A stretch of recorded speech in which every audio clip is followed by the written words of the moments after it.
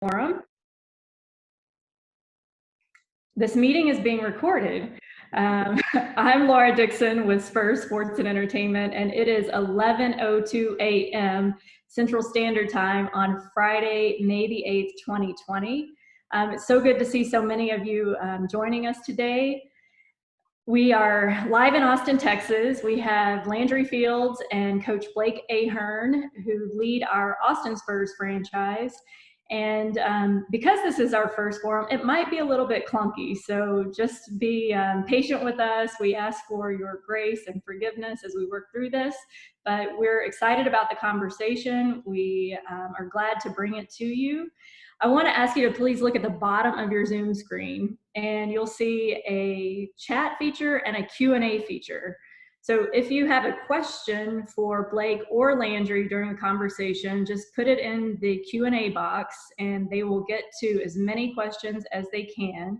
If you have just a shout out, or if you want to respond to one of the questions that I ask, you can use the chat function, and we'll enjoy the commentary there.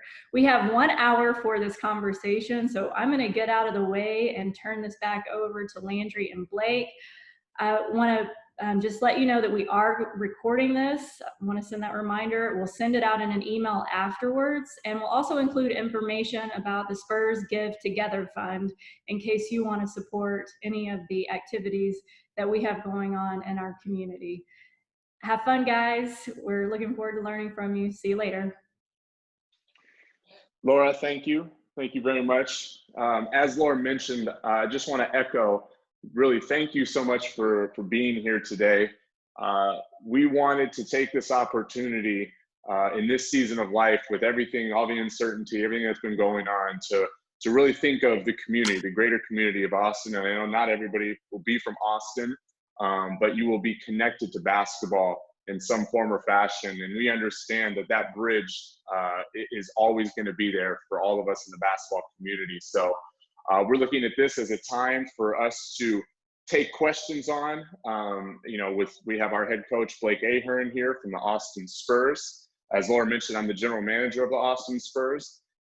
His knowledge, his insight, his experience, not only as a player, but as a coach and also as a person, I think will be highly valuable to any and all of you. So as Laura mentioned, we have a chat box and we have a Q&A box. So if you have any questions, just shoot them in. We're going to kind of get it started with Blake, just sort of his background.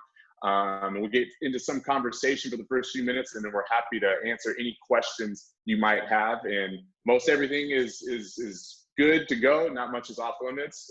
So without further ado, I'm going to introduce our head coach, Blake Ahearn. Blake, thanks so much for joining us today. Yeah, thanks. No judging on kids coming through with everything. So born and raised here in St. Louis. Spent, went to DeSmet started probably high school. Yeah, Did you freeze on us? He might have been frozen. Well, yep. Well, I guess that's one of the first things here about this IT. You there? Got me? You're moving again. Okay, we're good. All right. Born and raised here in St. Louis. Went there, played collegiately at Missouri State University. After that, I tell people my playing career was 10 states, 18 countries on 4 different continents. So you name it, throw it. Sorry, say that one more time.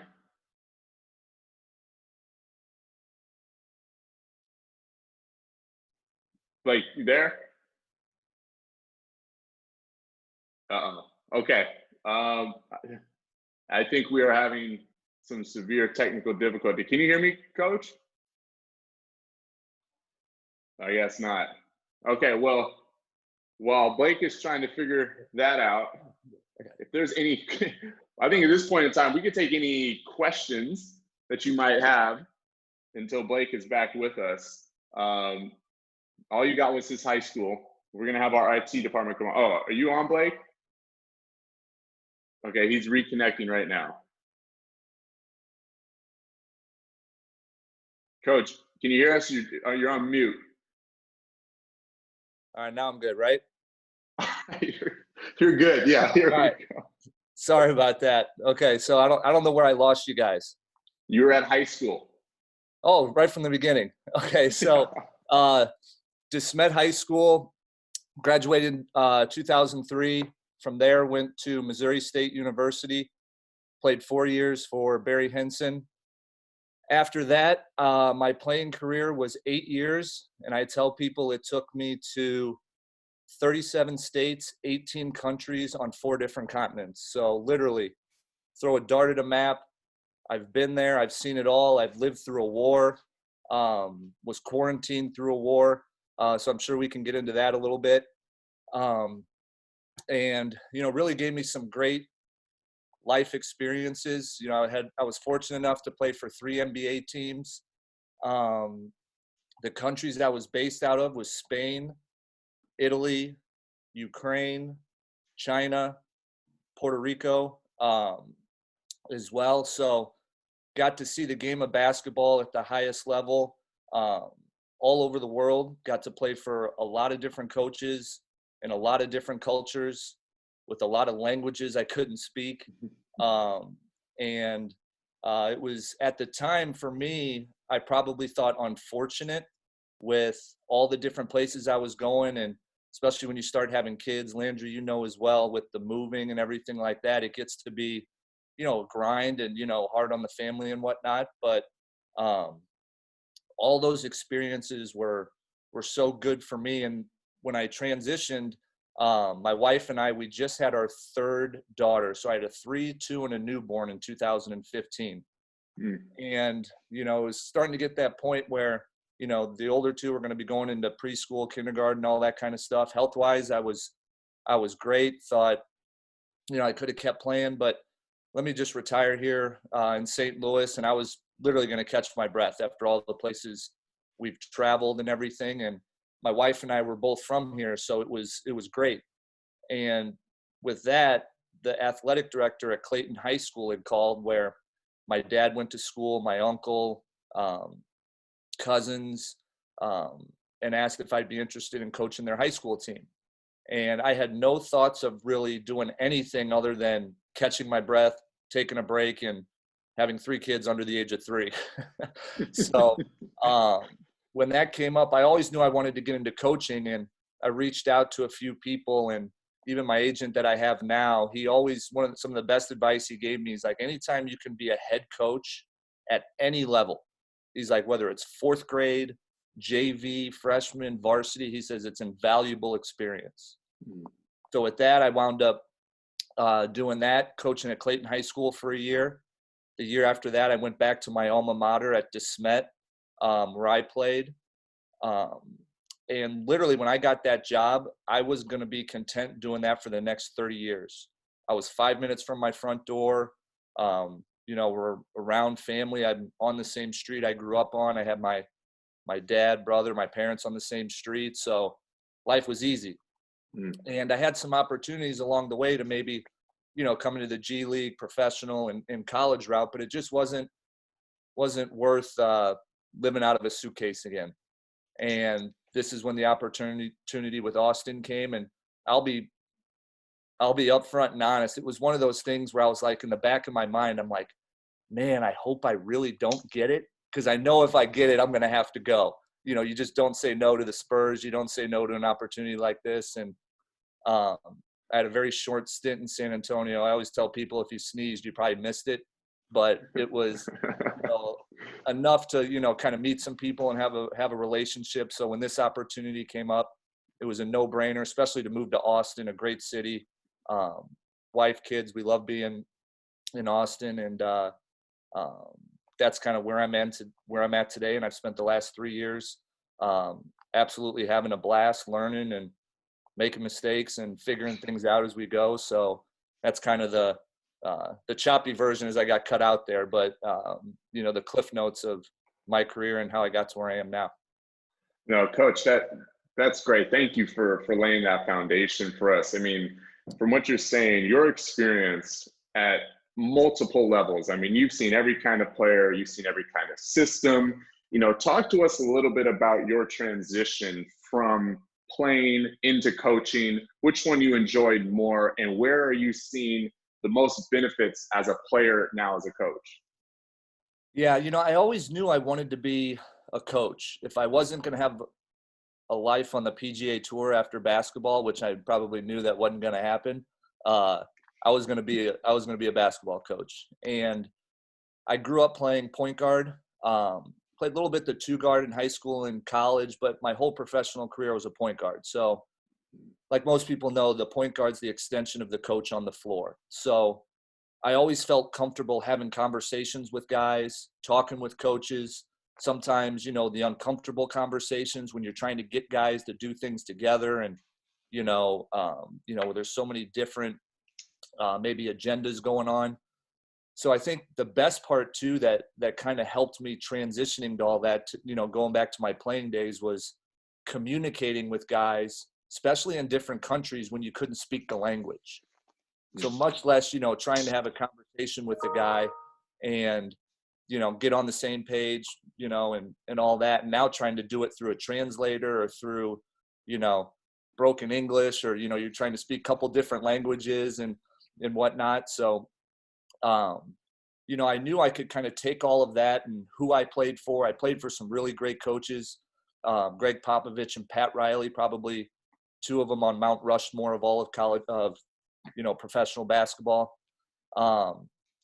But I think, too, I played for some guys that, weren't as great. And I think you learn just as much from your bad experiences as you do from, the really, really good ones. And then coming into coaching, I'll be honest with you, I thought playing the game of basketball was the most joy I could get in the game. But now being a coach and seeing guys, even from when I coached in high school to 3 days ago, I had a conversation with a senior that I coached at Clayton who just graduated in college and now looking to try to play professional basketball. So just seeing that and being a part of helping guys fulfill their dreams doesn't even compare to, fulfilling my dream of when I was younger of, playing in the NBA and trying to be a professional basketball player. And I'm ecstatic and looking forward to, hopefully the next 30 years of doing it. I got 3 daughters, so it's got to be at least 30 years to pay for it. So yeah, you got a lot of mouths to feed. Yeah, a lot of weddings, so that'll be something too that you have to think about. Not anytime soon though, but before we sort of get into, because there's a lot of questions revolving around X's and O's and whatnot. Let's take it big picture to your philosophy and your vision as a coach. Let's start off with players first. Again, you've seen so many players, you've coached so many players.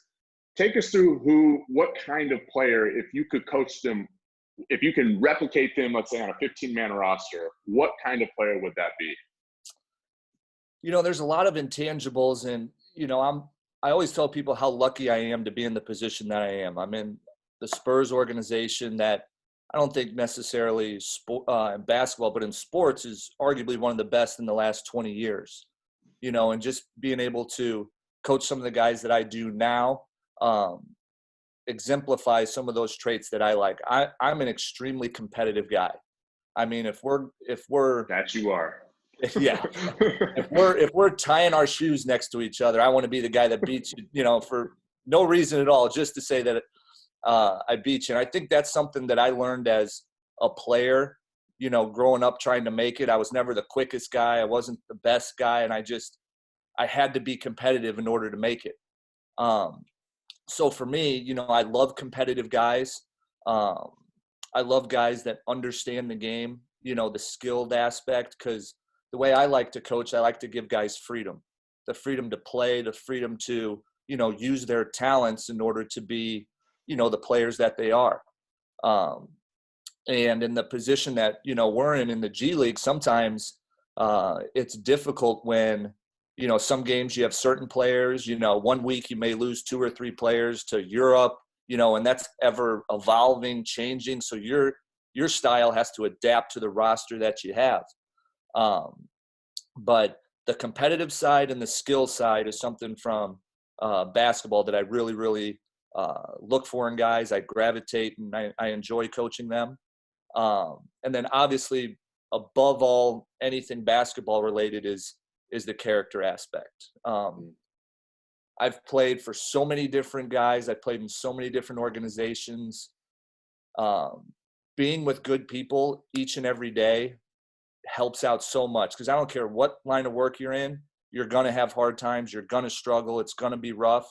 But if you can show up every day to work and you're around good people, it makes it that much easier. The coaching staff that I have, the front office, everybody except for Landry is a pretty good guy. So, we're working on that.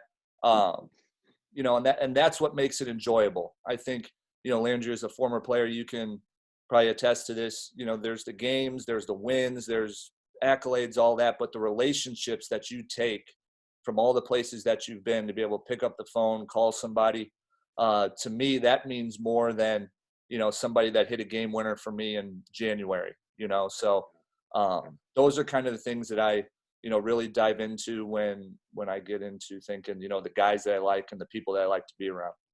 Yeah, no, that's so good. I was on a call yesterday and we were just talking about how the relationship building through basketball is something that I cherish the most. You can look at the wins, you can look at the accolades, the awards, championships, if you were able to actually achieve that. But Right. It's those relationships that I think that have been the most valuable up until this point.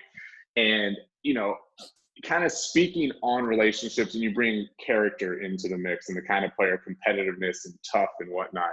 As you think about the broad stroke of culture, a lot of coaches are always trying to establish some culture, some foundation that they can build upon. Speak into that, some things you've learned from your time at the Spurs, some things you've taken from your time past that you've implemented and integrated into your own teams. Just talk a little bit about on culture.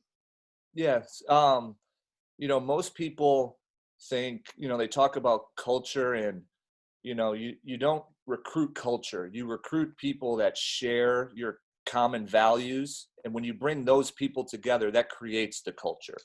You don't recruit culture. You don't, when we look for talent, it's not, you look for guys that are, selfless, put the team first, hardworking.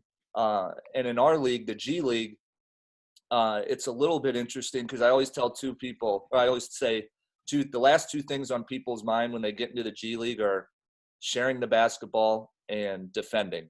Two of the most selfless things you can do, because everybody's using the G League to get somewhere else. So creating that culture, creating that group of togetherness makes everybody look better. And it's just like anything, I use an example. I talk to the guys. If you're in the regular workforce, you're trying to get a job and you're coming from a company that's, going out of business or, struggling because they're not doing what they're supposed to be doing, or you're coming from a company that, is successful and, doing things the right way. It goes the same way on or off the court. People want, guys and want people around them that have been part of successful organizations and groups and show that they can do things together.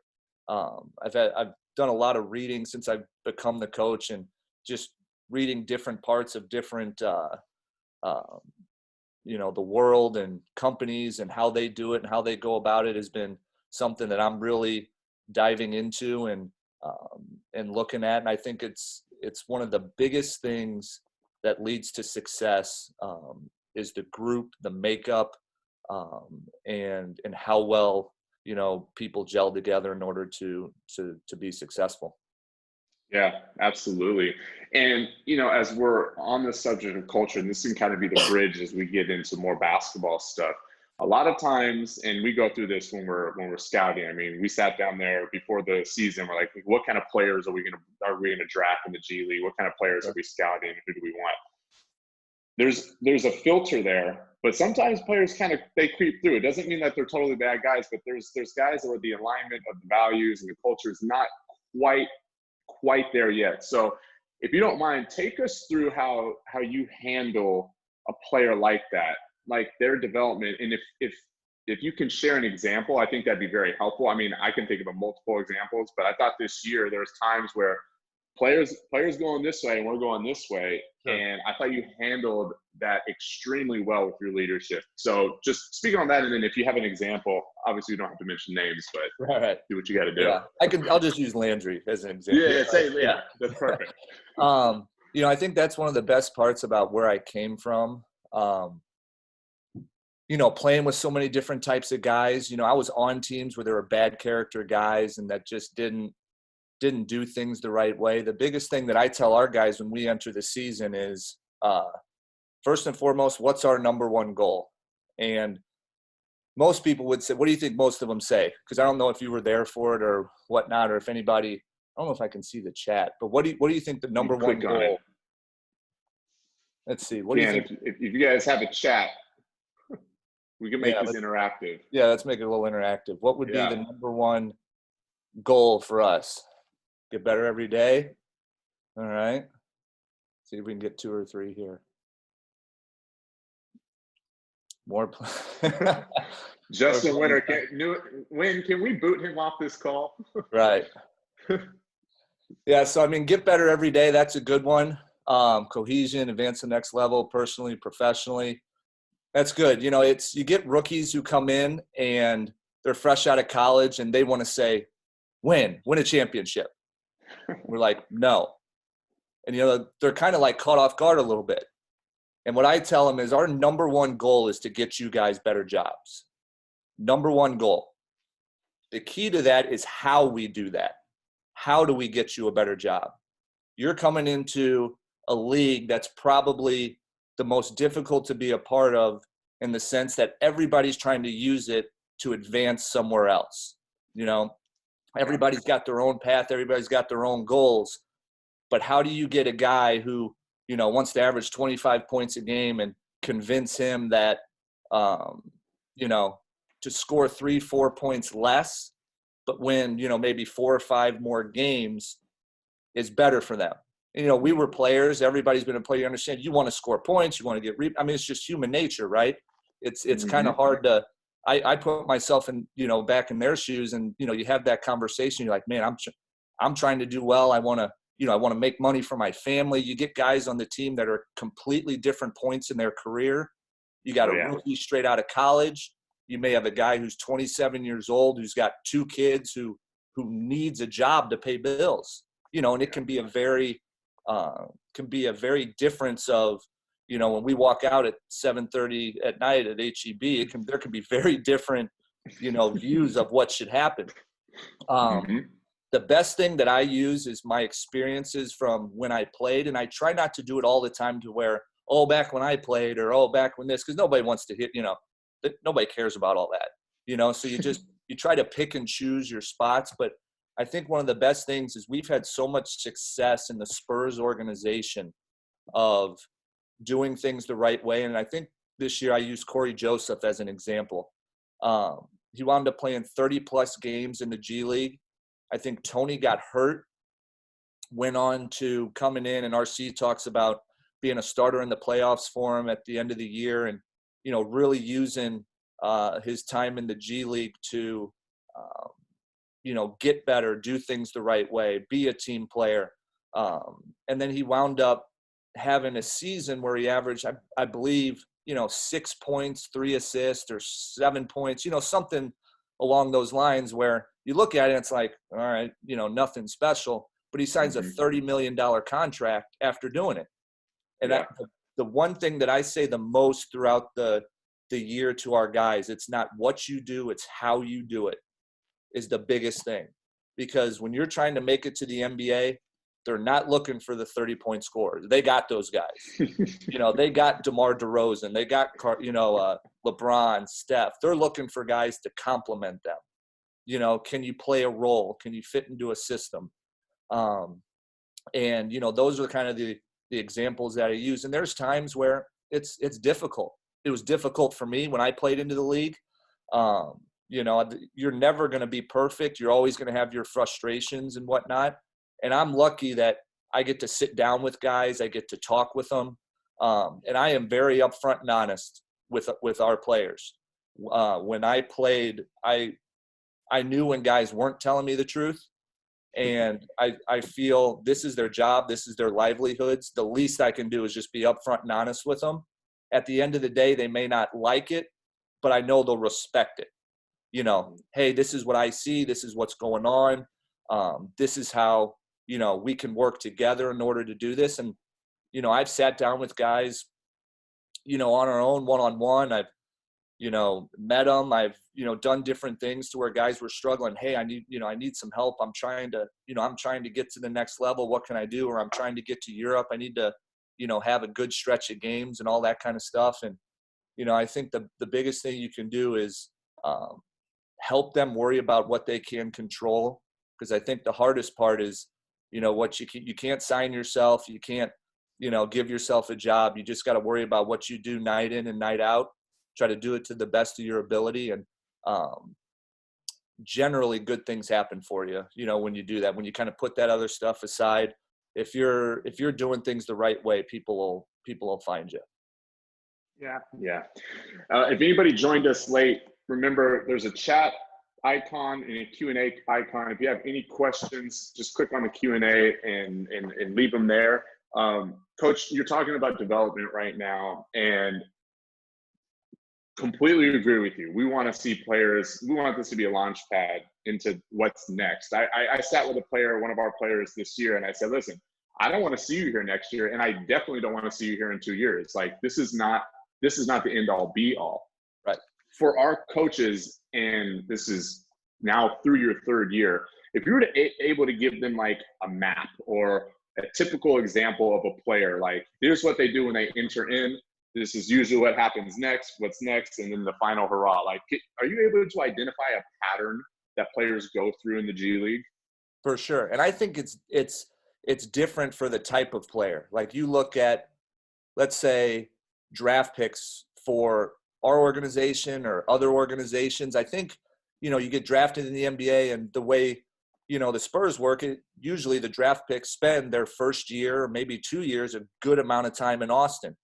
And just like anything, you go to the G League, and probably that first thought is, oh, I'm in the G League, you know, this is going to be easy. It's the minor leagues, and, you know, it's not. And it is so far from the truth, because at times there's guys who are just as talented as NBA guys. They just, for some reason, there's not a spot, or, you know, they've done some other things that are keeping them from the NBA. So I think from a draft pick standpoint, it's coming in and, you know, having the right mindset early, because there's so much going on. You're getting drafted, you know, there's so many people patting you on the back, blah, blah, blah.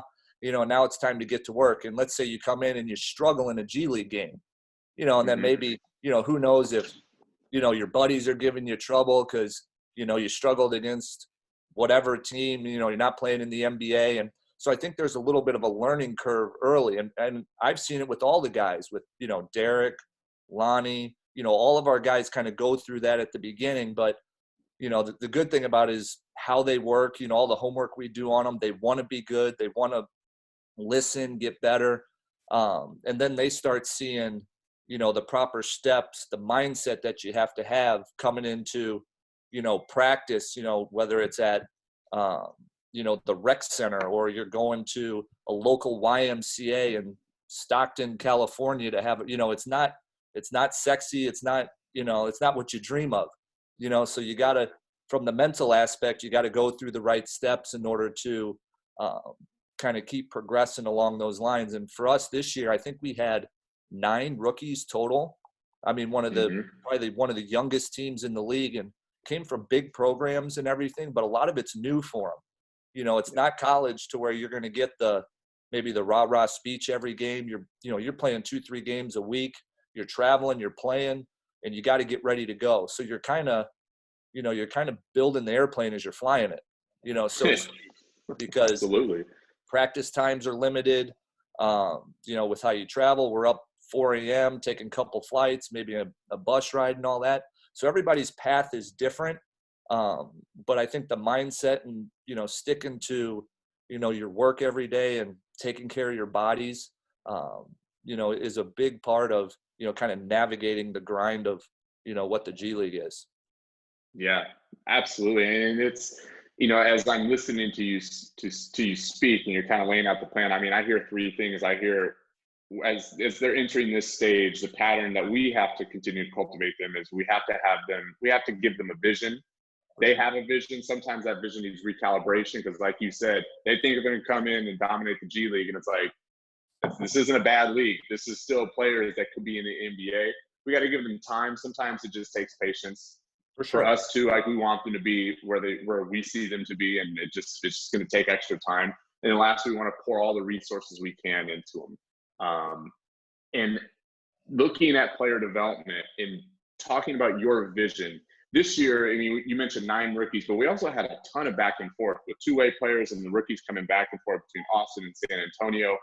I mean, talk to us about the importance in the G League about flexibility as a coach and as a player. Yeah.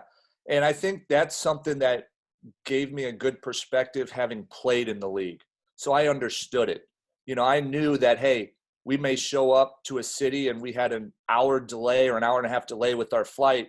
Now we missed our practice time, you know, in the gym, you know, in whatever city we're going to. So, you know, that could be a little bit, you know, difficult for some new coaches who, you know, want to get in there and practice. So, you know, instead of a physical practice, maybe you're doing film instead. It's more of a mental hit, you know, or you're delayed in the airport. So now you're watching film in the airport and whatnot. So there's, from the coaching standpoint, I think every coach has those little things that kind of make them feel good and like, okay, we're ready to go. Just, you know, and as players, you kind of understand that, you know, to make sure, you know, we're prepared to win games and whatnot. But, you know, it's one thing that you have to expect in the G League, and that's change. I can't tell you how many times, you know, we're at shoot around and we go through a shoot around, we go through a game plan. You know, for your people who are listening, I get a call from Landry or Tyler and said, hey, you know, Pop wants Drew and Keldon to drive back to San Antonio. They're playing in the game tonight. So now the game plan we just had takes away 2 players. Now 2 more guys are going to get inserted into the rotation who may not have got as much time. And they may not find out until they get to the gym or, you know, I think the closest I've ever had was Derek White my first year. I think it was about 15 minutes before game time. Darren Hilliard was another one pretty close to game time where you just – and for me, I feel bad for them. You know, like I'm competitive. I want to win. I understand that like everybody does, but you feel bad for the guys that want to play, you know, that, you know, especially for our Austin or our San Antonio guys that may get the pull back and forth. So for me, I think – having the demeanor of not letting stuff like that bother you, you know, not seeing all this change and, we can't practice and you get upset. You know, you don't want to there's so much going on in their lives and so many different things, you know, you just kind of got to let it roll off your back and, you know, just go with the flow. Because if you try to stick too much to a schedule, you know, it can hurt you down the road. And I'm super like organized, kind of borderline OCD in some aspects with stuff, but I think my playing in the league has definitely helped me just because I know it's just unrealistic to, you know, to be able to get everything you want, you know, when you want it. Yeah. And that kind of transitions us into the time and season we find ourselves in right now. I mean, the season's suspended. You're talking about, you know, the importance of change and flexibility that you have to have. You know, how difficult has it been, or what, maybe name some challenges that you've experienced right now, just with a suspended season? We still have players. Is it going to come back? Is it not going to come back? You know, give these coaches some answers of the practicality of how we're continuing to talk to players. I mean, develop players at this time. What's our mindset? What are things that you may be doing as well? Yeah. So for me personally, I'm an early morning riser. So I got 3 kids, 3 daughters, 8, 7, and 5. So imagine trying to get work done with an 8-year-old, 7-year-old, and 5-year-old. You know, Landry, you got kids. It's impossible. You know, so I've always been an early riser. I get up super early. I work out. I do, like I said, my reading, whatever book I'm on at the time, and then maybe do some basketball stuff or whatnot. It's a little bit harder in that respect because when you go through and you're, you know, trying to watch film or doing different things, you can always go and apply it kind of right away at practice or look at different things. So you don't want to do too much to where it's kind of drowning you out a little bit without being able to use it. But for me, I get up super early and I kind of get all that work done early in the day. That's kind of my time. And then now it's, I've become a second grade math teacher, a first grade reading teacher, and we're all going through it. It's difficult. I feel bad for the kids because they kind of understand, but they really don't.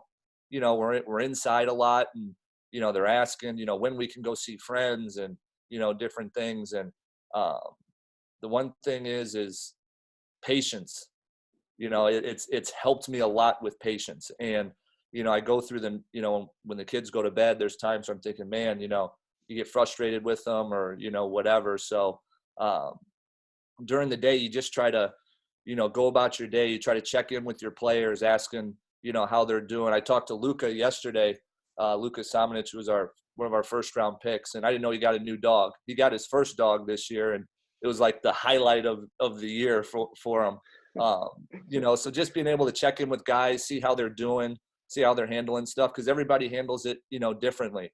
I think from coaches and front office guys, it's a blessing because we get to be around our family. We travel a lot, we're gone a lot, so we don't get as much time here. I know there's points in the day where I wouldn't mind a flight to, wherever to play a game and do all that as a lot of us would. But you just kind of use the time that you can and do it to the, the best of your ability and just try to make it work because we're all going through it for the first time.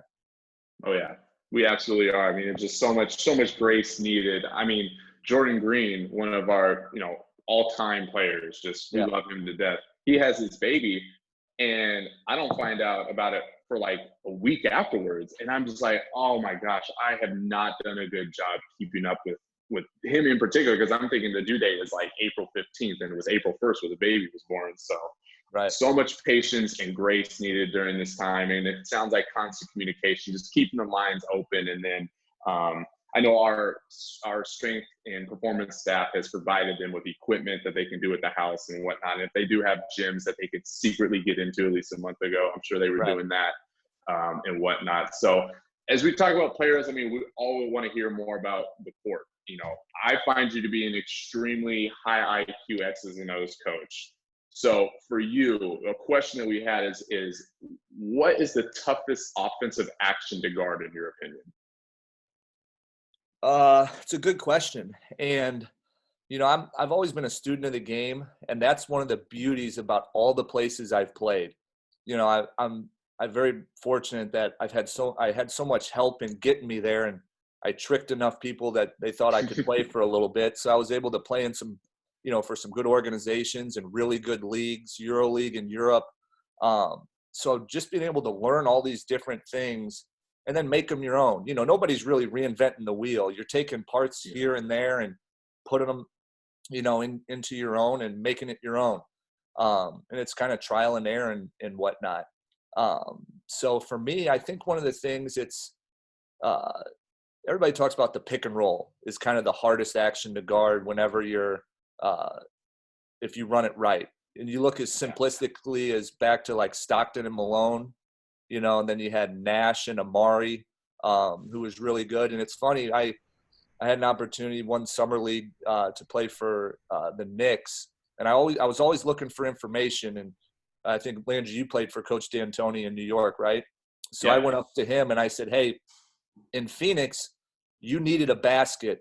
What was your go-to? Like, what do you run a certain play or whatever?" And he said, "Pick and roll with Steve and Amari." I mean, it was that simple. And I think there's times, and I get caught up into it sometimes where you like the beauty of maybe of a lot of action that takes place. And there's some times where you need that to maybe help your guys get open or whatnot. But in a lot of things, less is more. And if you got guys that know how to play and being around Pop for, these past 3 years, you really learn that. When you got guys that can play, sometimes you just put them in simple actions and you let them, kind of do their thing. And I think, a pick and roll and, obviously shooters help because it spaces the floor with our league and the no defensive, with the defensive 3 seconds and everything. So to me, the pick and roll is the hardest thing to guard, probably because I couldn't guard anyway. So there's a lot of actions for me that were difficult to guard. You had first-hand experience. Yeah. Yeah, for sure. For sure.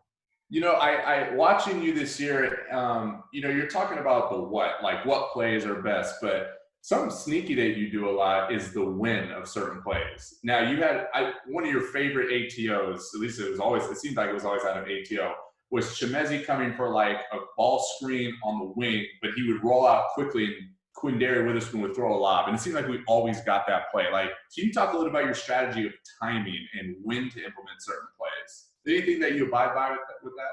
Yeah, you know, I have note cards in my pocket that I have that, you know, all our offensive stuff, you know, different times, you know, as far as maybe who we're playing, stuff that may work better than others, you know, with just different notes and whatnot. And every coach kind of has their go-to stuff. And when you have a guy like Chemezi, being able to throw lobs to him, it you know, your play looks really good when you have guys like, you know, Quindary passing it and Chemezi going to catch it. If it were me and you going to do it, it may not look as good. Maybe in our prime, I don't know. Now, yeah, I wouldn't say it. Yeah.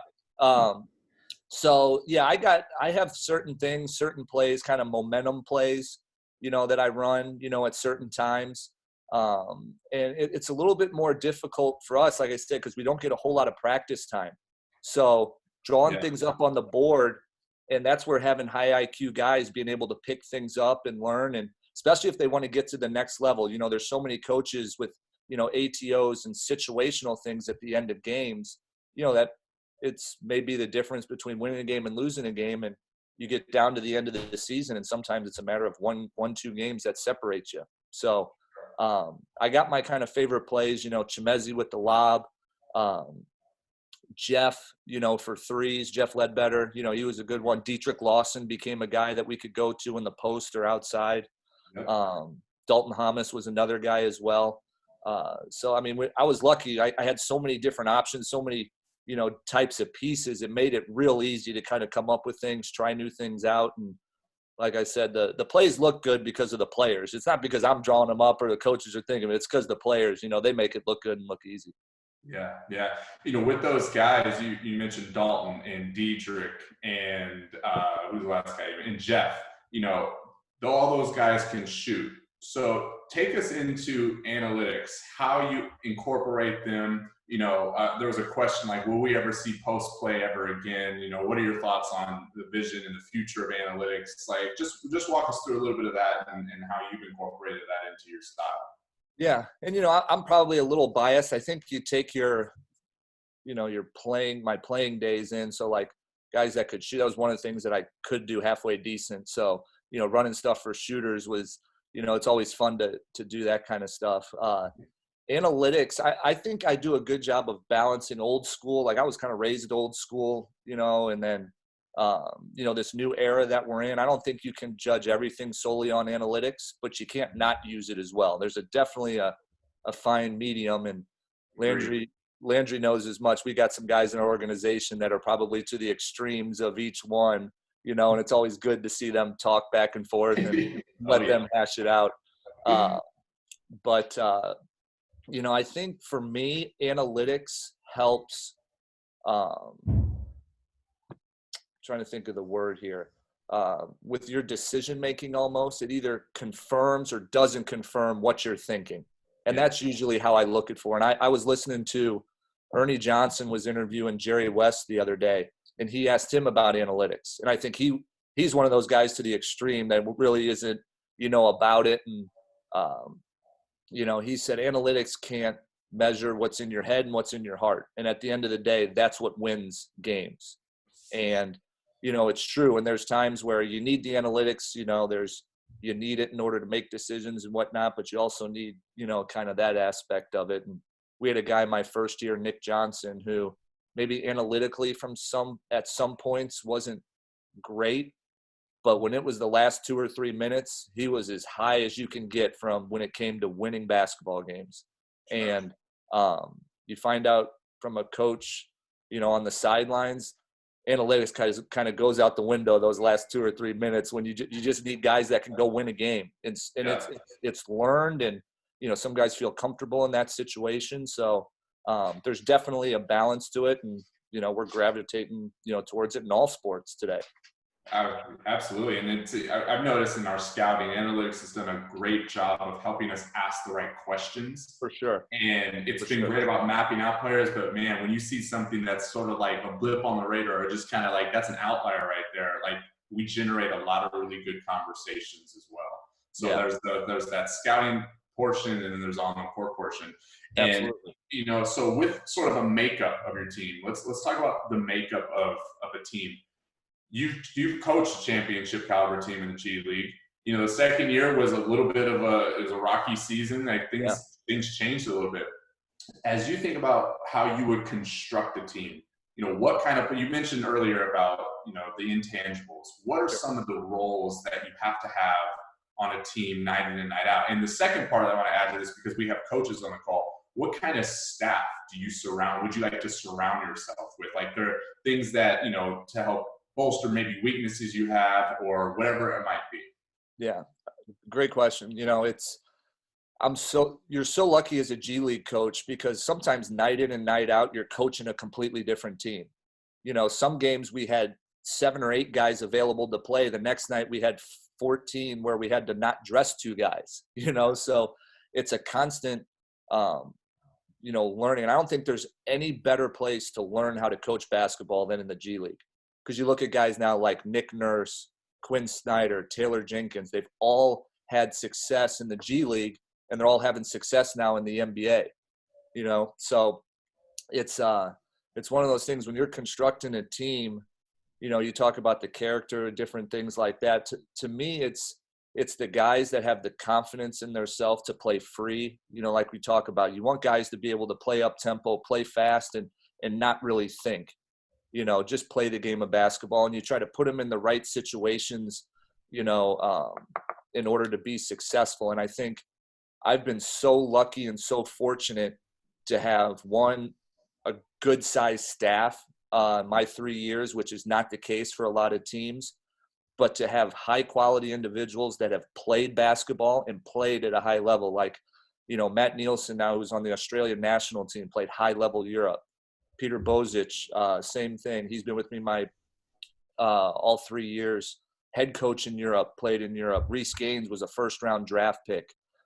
Kenny Trevino played. All these guys, have been around the game of basketball, understand it to where I don't like to be the guy always talking to people and telling what to do. I give them a lot of voice and a lot of freedom, because you don't always want to hear it from the head coach, because especially as much as you're around each other by December, January, that voice can kind of get tired. So to have guys that are very capable, and, I feel so comfortable with them leading a scout or telling people what to do. I give them control in games as far as matchups and doing different things. It's made my job easier to worry about kind of what I need. And, everybody kind of has their roles, and we kind of overlap a little bit, helping each other out in different aspects. But I'm grateful in that standpoint. And I also say, like, when we meet before every practice, before every shoot around, I always want to make sure that they're upfront and honest and give their opinion. Like, I don't need a yes guy. Like, although at times when maybe I get a little revved up, they know when to just say, yeah, Blake, yeah, you're right. And I think there's an art to that as well. Letting the coach kind of have his moment, because in the G League, there's times when that happens. But I want guys to kind of challenge me and say, well, what about this? What about that? And I've learned from so many people in that aspect. I don't care whose idea it is. I don't have to be the one that comes up with it. It's about these guys getting them better jobs. And, there's sometimes, you've played for certain people, or you've seen it to where they want to be the one out there, taking it in and, being that guy, who wants to get all the credit and all that. And to me, like, I'm nowhere near that smart enough. I need good people around me. I've learned, and you always try to surround yourself with people who know what they're doing, and, together that's what creates success. Absolutely. You mentioned that you've been fortunate to have a staff around you that have all played basketball, especially at high levels. We know the reality is not every coach has that opportunity. They don't always have the opportunity to have coaches that have coached, even in the front office. I mean, we have front office folks who've never played the game of basketball. They played in high school or whatnot. What would your advice be to to a head coach that doesn't have a lot of playing experience, or if they're trying to construct a staff where they don't have coaches that do have that experience? For sure. The biggest thing for me, we talked about whether it's players, coaches, whatever, is the character aspect, because you're going to be around them a lot and you got to be able to trust them. The trust, the loyalty. And I have a meeting that we talk about, at the beginning of the year. I meet with my staff, and, we met in San Antonio and kind of went over some things, and then more in depth I did with my coaches. But, the biggest thing I think is the character of the person, their intentions, talking to them, see what it is they're looking to get, and a work ethic.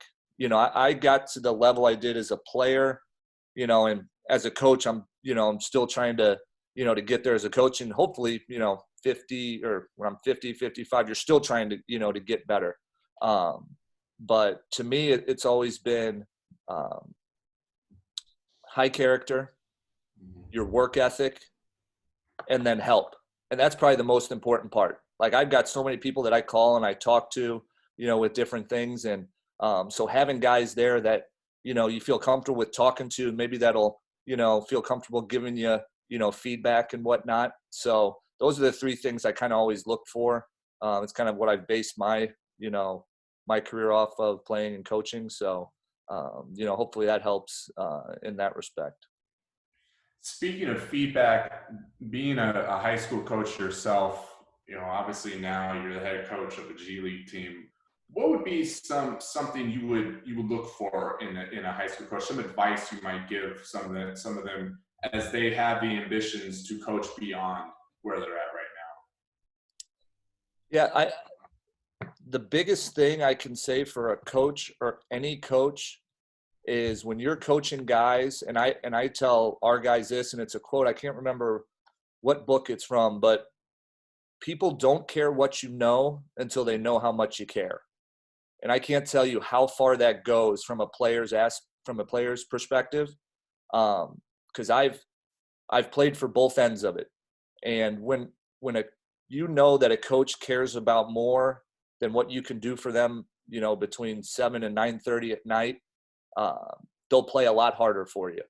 And I think that's the biggest thing that you can do as a coach, is just show your players in high school. And I always said, whether we won a state championship or won all these games, getting an invitation 10 years from now to your wedding will mean more to me than any win, any banner, anything you can do for me basketball wise. And I'm as competitive as you get. Landry will tell you I'm to a fault sometimes too competitive.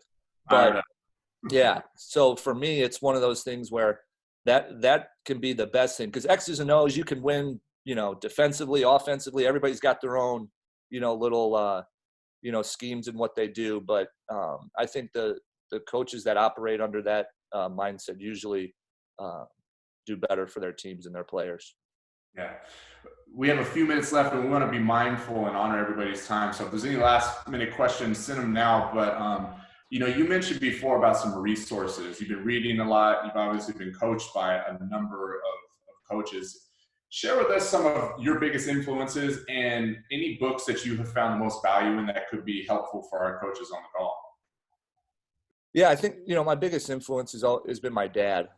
Growing up, he was the one that got me in the game. And I can tell you this, he claims himself to be the best assistant coach ever, because he just, takes care of all the wins, and all the losses were my fault. When I talked to him after the game, why didn't you do this? Why didn't you do that?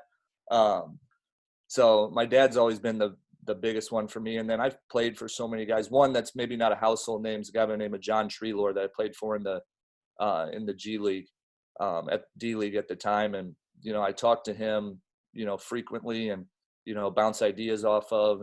But there are so many people along the way, it's hard to really, narrow them down, because different parts of your life, you have different people that impact you in certain ways. And one of the biggest things you talk about from the reading aspect, probably before I got the job here, I could probably count on one hand how many books I read cover to cover. Not proud of it, but it just wasn't my thing. And my mom, who passed away a while ago, wouldn't believe her eyes, all the stuff that I've read. I think it's been about 41 books I've read since the start until now, and all different types. And I got my makeshift thing here. Landry, I've showed you this, but it's just like a book that I have. And each book that I read, I go through and I just kind of type out like the key points and I color code it. Blue, which would be kind of apply to my players, and black would be what applies to me. And Josh Larson, who was one of our members on staff, actually asked me yesterday, everybody's got a lot of time. What books do you recommend? And, he's going to start reading. So for me, a few of them, let's see if I can go here to get the list that I told him, because it was part of my favorite list. Leaders Eat Last is a very good one. Extreme Ownership, which is a Navy SEAL book I just got done rereading. Culture Code. Daniel Coyle. Yep. Daniel Coyle. Grit is a very good one. Make Your Bed's a very short book and, kind of hits the nail on the head. And then Carol Dweck's Mindset is a good one too. That kind of helped from coaching and parenting. I heard Brad Stevens talking about that and how to eat, or how to raise kids, teams, different things like that. But those are some of, kind of my favorites that I've really enjoyed. And, hopefully more to come. Just to bring it home here with the last question, you mentioned your kids and your family multiple times throughout this conversation. At the end of the day, we know that basketball is basketball, and there's so much more to life. Just talk to us about your work-home life balance. You're a coach of players, but technically you're a coach of 3 young daughters, and you're in a marriage, you're a father, you're a husband. Just talk us through that and some of the impacts that's had on your coaching, and then anything else you'd love to say about that. Yeah, I was always raised family is the most important thing. I got 3 daughters, but most importantly, my wife has done an unbelievable job of allowing me to do what I do. We're away a lot, and I think her having played basketball has helped. She played high school and college, and I sit here and I can tell everybody that's watching today, I feel completely comfortable. She averaged more points in high school than I did. All right, I got no problem saying it. So she was a good player in her, when she played, but so she gets it and she understands it. And to me, going home, my 3 kids, even after a tough loss, and it's even funny some of the stuff they say to you before they go to bed about the game, or why didn't you win that game, or why didn't you draw a better play, stuff like that. It just it makes you laugh, and it reminds you what's important. And for me, family will always be the most important thing. Nothing will ever come before that. And I'm just fortunate during this time I get a chance to be around them a lot. And they had their first golf lesson the other day, so I took all 3 of them to a social distancing golf lesson, which was a little different, but I just can't say enough about them. And then the support I get from my dad and brother and sister, like as I'm away, so we all know how much family means and helps in the supporting process, and I'm grateful for who I have. Absolutely. Well, Coach, really, we want to thank you for taking the time here. To all the coaches that have joined us today, we're grateful that you would allow us some of your time. We know it's valuable. And we hope that this was some help in some form or capacity. So Blake did a tremendous job. Laura, thank you for introing us. Wynn and Katie for your IT expertise. Grateful for all that you've done to make this work. So to all, if you found this helpful, please give some feedback if you can. I know we sent out the email. If you don't mind shooting us some feedback, if we want to hold another one of these, we'd be happy to do it. We've got nothing but time. So again, thank you so much, Blake. Thank you. And we wish you all to the rest of the way and your day. Thanks, and have a good one.